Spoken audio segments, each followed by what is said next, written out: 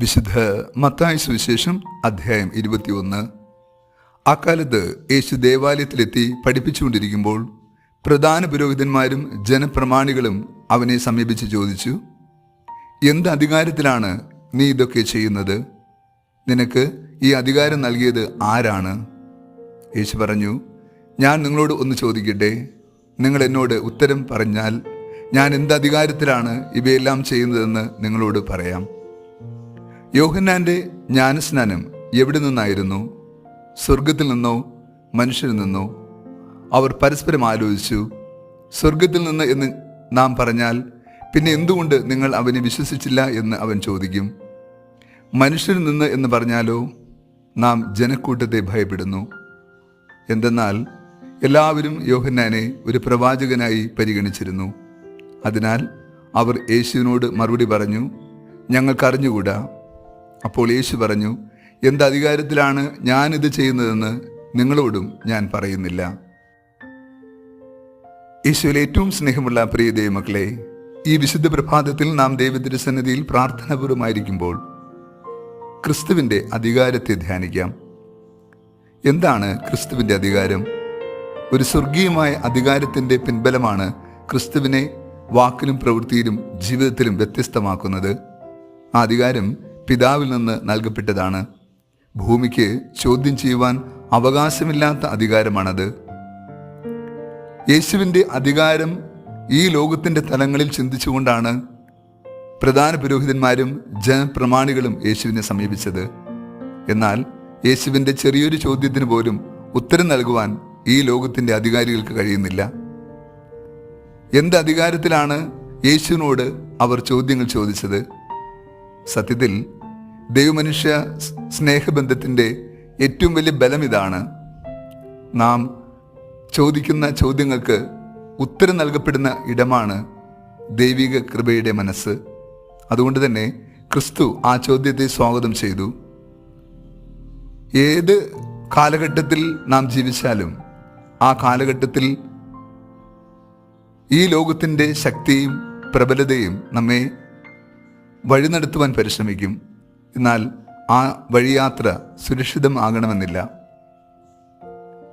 യോഹന്നാന്റെ ജ്ഞാനസ്നാനം സ്വർഗത്തിൽ നിന്നോ ഭൂമിയിൽ നിന്നോ എന്ന ചോദ്യത്തിന് അവർക്ക് ഉത്തരം നൽകാൻ കഴിയാതെ പോയി. ദൈവം നൽകുന്ന അധികാരങ്ങളെ നാം ചോദ്യം ചെയ്താൽ ഒരുപക്ഷെ നമുക്കും ഉത്തരം നഷ്ടപ്പെടുന്ന സാഹചര്യമുണ്ടാകും. ഈ ലോകത്തിൻ്റെ അധികാര കേന്ദ്രങ്ങളെ ഭയപ്പെട്ടുകൊണ്ട് നമുക്ക് സത്യത്തിന് സാക്ഷികളായി ജീവിക്കാൻ കഴിയില്ല. സ്നാപക യോഹന്നാൻ നീതിയുടെ പ്രവാചകനായിരുന്നു.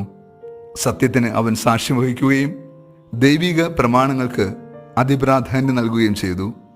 അതുകൊണ്ട് ഈ ലോകത്തിൻ്റെ തിരസ്കരണവും നിന്ദനവും അപമാനവും അവൻ ഏറ്റെടുക്കേണ്ടി വന്നു.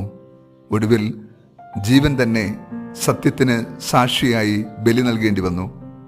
അപ്രകാരം ധീരസാക്ഷ്യത്തിലൂടെയാണ് അവൻ ക്രിസ്തുവിന് വഴിയൊരുക്കിയതും അവനെ ചൂണ്ടിക്കാണിച്ചതും ലോകത്തിന് ക്രിസ്തുവിനെ പ്രദാനം ചെയ്തതും. ഈ കാലഘട്ടത്തിൽ നാം ദൈവിക അധികാരത്തിന് കീഴിൽപ്പെട്ടവരാണ് എന്ന ബോധ്യത്തിൽ ദൈവത്തെ ചോദ്യം ചെയ്യാതെ ജീവിക്കുവാനുള്ള ഒരു കൃപയാണ് നാം പ്രാർത്ഥിക്കേണ്ടത്. ക്രിസ്തുവിൻ്റെ ജനനത്തിന് വേണ്ടി നമ്മൾ പ്രാർത്ഥനാപൂർവ്വം ഒരുങ്ങുമ്പോൾ ഒരുപിടി ചോദ്യങ്ങൾ നമ്മുടെ മുമ്പിൽ വരുന്നുണ്ട്.